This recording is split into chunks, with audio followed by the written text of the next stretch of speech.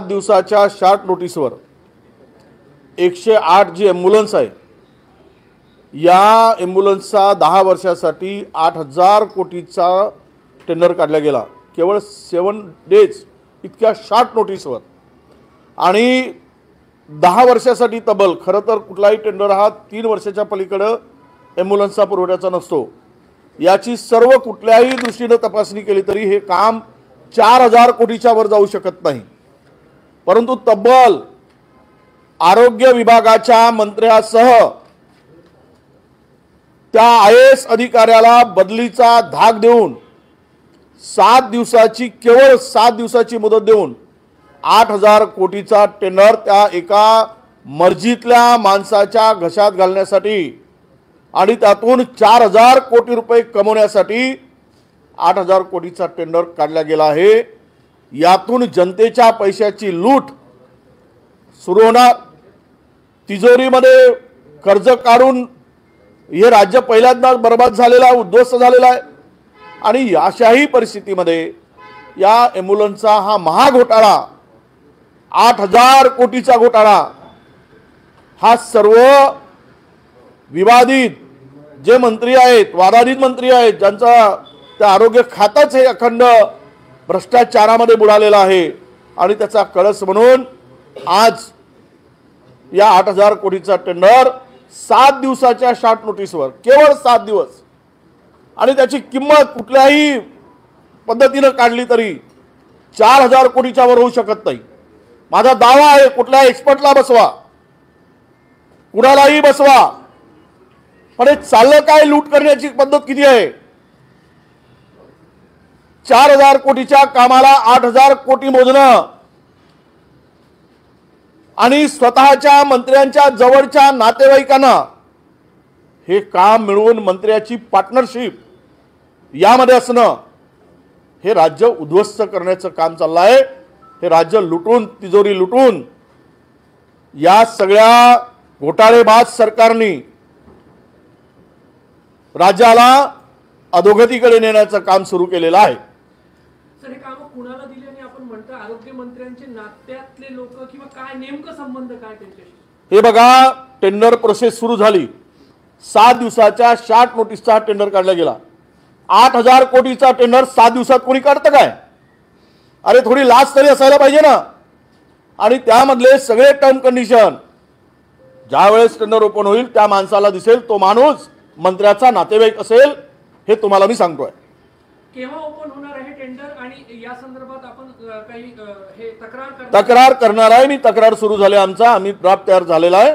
मी मुख्यमंत्र्यापासून हे टेंडर थांबवण्यासाठी विनंती करणार आहे आणि मुख्यमंत्र्याकडे करणार आहे दोन्ही उपमुख्यमंत्र्यांच्याकडे करणार आहे।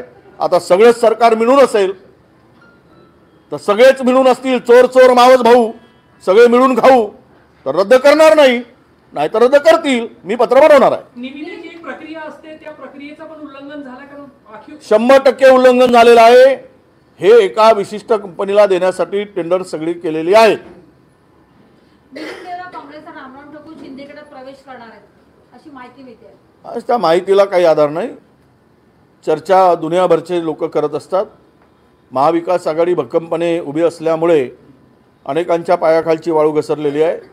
सर्व सर्वे महाविकास आघाडीच्या बाजूने असल्यामुळे महाविकास आघाडीला बदनाम करण्यासाठी नेत्यांना बदनाम करण्यासाठी अशा प्रकारचे एक वावड्या या उठवल्या जातात। या काही वावड्या अशा आमच्याही अनेक काँग्रेसच्या नेत्यांच्या संदर्भात उठवल्या जातात। हे जाणून बुजून स्वतःची इबरत झाकण्यासाठी आणि केलेलं पाप जे आहे भ्रष्टाचाराच्या रूपानं ते त्याच्यावर पांघरून घालण्यासाठी अशा प्रकारच्या वावड्या उठवण्याचं काम सुरू झालेलं आहे। दक्षिण मुंबईची जागा उद्धव ठाकरे गट मागत त्यामुळे त्यांची ही नाराजी आहे। म्हणजे अजून काही फायनल झालेलं नाही। इंडियाच्या आघाडीमध्ये प्राथमिक चर्चा झाली। चर्चेची फेरी काही आपण गठबंधन सरकारमध्ये काही एका बैठकीमध्ये सगळे काही अंतिम होत नाही। त्याला अनेक बैठका घ्याव्या लागतात। काही जणांची मागणी जरी असली तरी ते काय अंतिम आत्तापर्यंत निर्णय झाला किंवा त्याच्यावर शिक्का लागला अशा प्रकारचा कुठलाही निर्णय झालेला नाही। लोकसभेची जागा जी आहे ती शरद पवार गट काँग्रेसला सोडण्याच्या तयारीत आहे असं कळतं। काय समीकरण आहे काँग्रेसची जागा अनेक जागा अदला बदल्यांची चर्चा आहेच। आणि जिथे जिथे जो पक्ष मजबूत आहे त्या पक्षाला मेरिटवर त्या ठिकाणी ती जागा सोडावी असा एकूण आमच्या सगळ्यांचा एकमताने सूर आहे. आणि त्यातूनच जर ती जागेमध्ये त्यांना राष्ट्रवादींना ती जागा योग्य वाटत नसेल तर ती जागा त्यांनी सोडायची तयारी दर्शवली. सर, आपने आरोप किया है, बड़ा आरोप किया है महाराष्ट्र में घोटाले का, क्या पूरा मामला है? नहीं, पूरा मामला बहुत ही बड़ा ये महाघोटाला है. तबल ये हेल्थ डिपार्टमेंट में 8,000 करोड़ का घोटाला है. ये 10 साल के लिए ये टेंडर, एक जो एम्बुलेंस चलती है इमरजेंसी 108 नंबर की, उसका घोटाला है. ये काम कभी भी आज तक 3 साल के ऊपर दिया गया नहीं था. अब ये सरकार ने 10 साल के लिए टेंडर निकाला.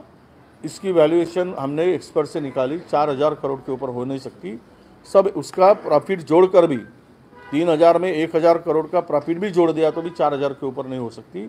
ये सब काम 8,000 करोड़ में देने के लिए 8,000 करोड़ का टेंडर निकाला गया. और इसी के साथ इतनी शार्ट नोटिस में ये टेंडर निकाला गया, 7 डेज के लिए, 7 दिन के लिए टेंडर निकाला गया और 7 दिन में ही ये टेंडर फाइनल होगा. इसके पीछे जो इस डिपार्टमेंट के लोग हैं, हमारे वहाँ के सेक्रेटरी के ऊपर भी प्रेशर डाला गया और सेक्रेटरी ने भी प्रेशर डाल के उनको भी धमकाया गया, ये मुझे पता चला है. और अपने रिलेटिव्स को देने के लिए ये सब काम, ये महाघोटाला 8,000 करोड़ का ये राज्य के सरकार ने किया है. और ये घोटालेबाज सरकार ने अपना परिचय दे दिया है कि हम ये तिजोरी लूटने के लिए तीनों हम एकत्र हुए, तीनों पार्टियां हमने राज्य को लूटने के लिए, राज्य की तिजोरी साफ करने के लिए, यही संकेत ये इससे मिलता है. ये बहुत बड़ा घोटाला है, ये इसकी व्याप्ति बहुत बड़ी है. और 7 दिन के अंदर में ऐसी कौन सी इमरजेंसी है कि इसका जो प्रोजेक्ट रिपोर्ट बनाया गया है वो भी वही जो कंपनी को मिलने वाला है वो कंपनी उन्होंने बनाया. और विशेष करके ये कंपनी जो काम कल खुलने के बाद में पता चलेगा कि ये मंत्री के नज़दीक के लोग हैं. भाऊ, काल पंतप्रधान नरेंद्र मोदी महाराष्ट्राच्या दौऱ्यावर होते. काल त्यांनी अनेक विकास कामांचं उद्घाटन केलं आणि काँग्रेसवर देखील टीका केली, घराणेशाहीवर टीका केली. आता ते जुनीच त्या म्हणता काय जुन्या म्हणजे कडीला नव्यानं ऊत आहे, ते काय त्यात नवीन आहे असं काही मला दिसत नाही. तिकडे जातील तिकडे घरवण्याची आता तीच या राज्याचे मुख्यमंत्री पण ती रीव ओढतात. ते रीव काही नवीन नाही आहे. कोण कोणापाशी आहे सत्ता, कोणाच्या किती लोक घराणेबाज आहे त्यामध्ये काही फार मला बोलायची गरज नाही. आणि हे घाबरल्याचं लक्षण आहे. काँग्रेसच्या वाढत्या लोकप्रियतेमुळे देशामध्ये जे काही वातावरण निर्माण झालं, यांना वाटलं की 3 राज्य जिंकल्यानंतर देशामध्ये फार मोठ्या प्रमाणामध्ये परिवर्तन होईल, तसं दिसत नाही आहे. आणि त्यातून आल्यानंतर केवळ काँग्रेसवर टीका करणं विरोधक म्हणून एकमेव उद्देश पंतप्रधानांचा दिसतोय. 20 तारखेला गडचिरोलीमध्ये विभागीय बैठक आहे, यापूर्वी नागपुरात झाली होती. लोकसभेच्या निवडणुकीसंदर्भात काय सांगा? नाही, मीच मुद्दाम आम्ही विनंती केली की आपण नागपुरात सातत्यानं बैठका घेतो. एवढा मोठी महारॅली स्थापना दिवसाची झाली. आता सगळे नेते दुर्गम भागातही पोहोचले पाहिजेत, तिथल्याही लोकांच्याकडे पोहोचले पाहिजेत, कार्यकर्त्यापर्यंत पोहोचले पाहिजेत. आणि म्हणून जे काही आमचे आता विभागीय मेळावे ठरले त्यातून सर्वांनी एकमताने गडचिरोलीची निवड केली. आणि गडचिरोलीला 20 तारखेला हा विभागीय मेळावा होणार आहे. त्यामध्ये सर्व पदाधिकारी 6 जिल्ह्यातील तालुका अध्यक्षापासून विविध सेलचे विभागाचे असतील, माजी मंत्री, माजी आमदार, खासदार आणि सर्व प्रमुख पदाधिकारी यांची ही बैठक असणार आहे. 2 सत्रामध्ये असेल. सकाळच्या सत्रामध्ये एक आम्ही जिल्हा स्तरावरचे पदाधिकारी, आपल्या तालुका स्तरावरच्या पदाधिकाऱ्यांना त्यांना मार्गदर्शन होईल. बूथ लेवलच्यासाठी काय तयारी करायची त्याचं मार्गदर्शन होईल.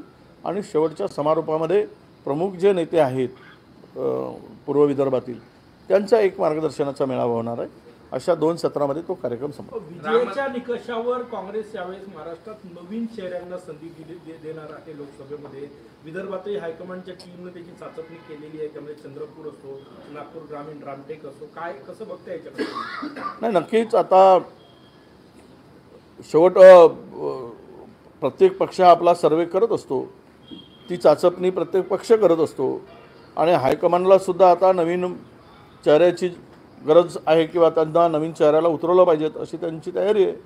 त्यातून मला वाटतं की खरंच आहे की आता नवीन चेहरे आणले पाहिजेत, तरुणांना अधिकाधिक संधी दिली गेली पाहिजेत आणि पुढच्या दृष्टीनं विदर्भाच्या विषयी काय, महाराष्ट्रामध्ये काय, देशामध्ये तरुणांची भक्कम फळी उभारणं, त्यांना पाठीमागं उभं राहणं हे आता आम्ही सगळ्यांनी करण्याची गरज आहे असं मला वाटतं.